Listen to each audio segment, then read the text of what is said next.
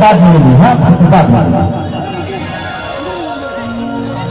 चलिए भाई को काफी देर से ईद करता कि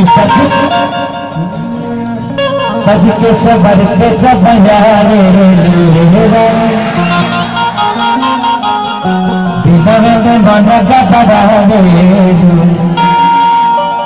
राती में सपना तू अपना दिखा के हमरा के काहे तरसारे तेरा जपई न दिया है तुम ताजैब हो खैब में हरी के हाथ तबोता जैब हो। आप लोगों ने इस राइटर का नाम तो जानता ही होगा आप लोगों ने, जिन्होंने लिखा था छलका था हमारे जवानी है राजा विराट को मोहताज हो पिंपल कि जब से गलिया तो निकल बदाना गरी लागे लूह रहा के चाना। आ गई आपसे ये है गोरखपुर से हमारे छोटे भाई जिनका नाम आजाद सिंह है।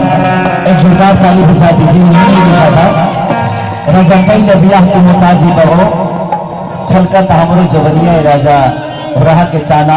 एक और बहुत बड़ा हिट मेरा आतंकवादी फिल्म का गाना था। अरे किलई है बंगलिया से दवाइया इन्होंने लिखा था। तो बहुत ही कम उम्र में अभी तक शादी नहीं किया लेकिन इतनी सारी अनुभव इस बच्चे के अंदर है जो कि हम शादीशुदा होकर भी नहीं पा पाए। तो मैं चाहूंगा कि इसकी ऊर्जा के लिए जोरदार ताली जरूर बजा दीजिएगा। लगी एक आदमी से लास्ट परिचय करा देता हूं ताकि आप लोग भी जाने कि अगर खेसारी स्टार है और खेसारी के सारे गाने हमें अच्छे लगते हैं तो इसमें योगदान किसका है। अभी मेरा जो गाना हिट हुआ था मेहंदी लगा के रखना में कि लगा के फेर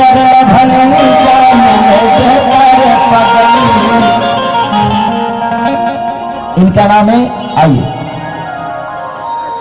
ये है श्याम देहाती। कई सारी फिल्मों में एक्टिंग भी किए हैं। निरहुआ रिक्शा वाला जो इनकी शुरुआत थी मिसिर जीतू तबारो बड़ी ठंडा और हनी के रंग पियर भैले बमोजर बहुत सारी गाने इनकी सुपरहिट हैं।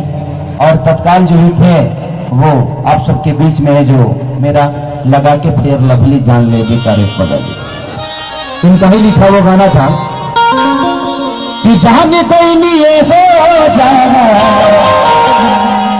जाने कहीं नहीं जाना प्यार नहीं थे लिखा हाथ के लकीर में नहीं खुद तकदीर में जा।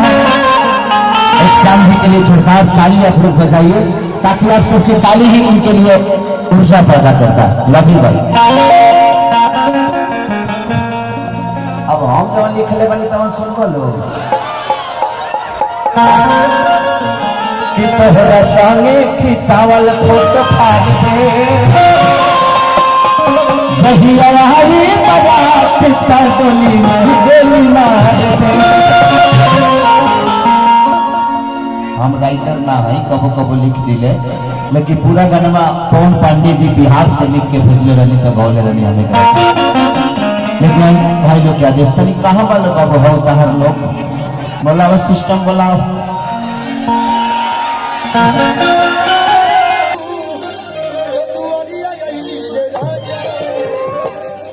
चलिए साउंड तो अपना हिसाब से नहीं मिलते लेकिन आप लोग की ताली अगर हमने के सुनाई देता बहुत बढ़िया गाने। ताली में बहुत कंजूसी होता है कहा कि नेटवर्क वही होता है जहाँ टावर होता है। सही बात है ना हम सही बोलते हैं। नेटवर्क वही होता है जहाँ टावर होता है तालियां वही बजाते हैं जिनके हाथों में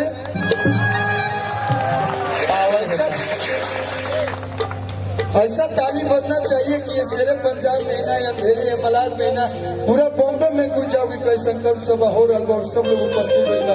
तो चारों तरफ से दोनों हाथ उठाए लो, जब भी बैठल बा गार्जियन लोग, और जब हम गाय तक ताली बजा के मालिक के कोनो खबरिया मालिक के कोनो खबरिया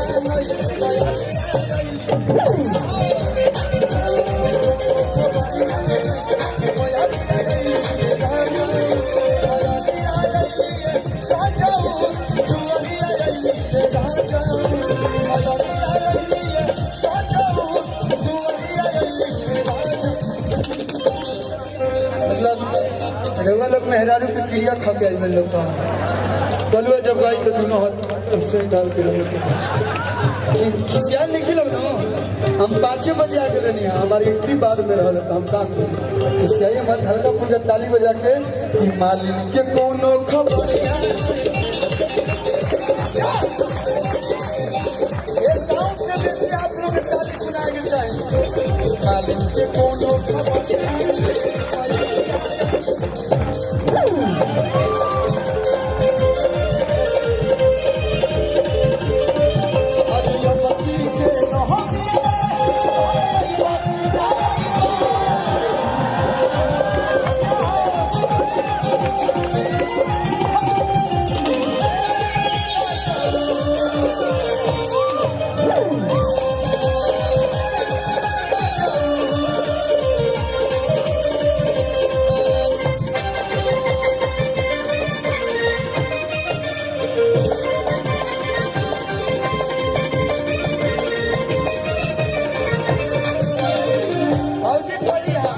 हमारा रूम को भौजी कहता हो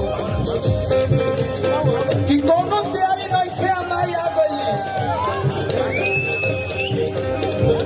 जौन ना घरे मोबाइल के जमाना चलत बा विशाल मोबाइल आंगन दुआ डाली बोले नहीं की ना बताइयारी भाई की जौन पूजा होला बड़ी विधि से होला तनी क्यों चुप ना होके के चाहिए कि अंगना दुहा डाली बोले नहीं की ना बतोइयारी हम यहाँ के डोली आई अपना दुआरी कि अंगना दुहा डाली बोले नहीं की ना बतोइयारी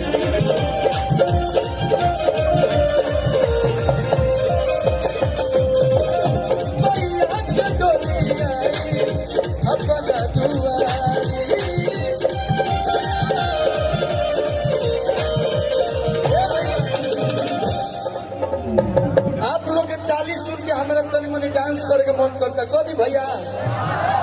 हाँ आजकल ऑडियो का जमाना नहीं है, लोग ऑडियो के साथ साथ वीडियो देखना चाहता है। आजकल जवान में भैया यूट्यूब चल गई बा और इनमें जियो सुई पहले 1 GB देते अब 2 GB देता है। तो रहन खराब कोई ले बा तो देखिए यही गीतिया पे तानी मनी कदी भैया डांस हो गया हल्का फुल्का रिकॉर्ड के चिल्लाए लोग कभी कर देखिए यही गीतिया पे हमार विकी वो भौजी रहती तो कैसे नचती कैसे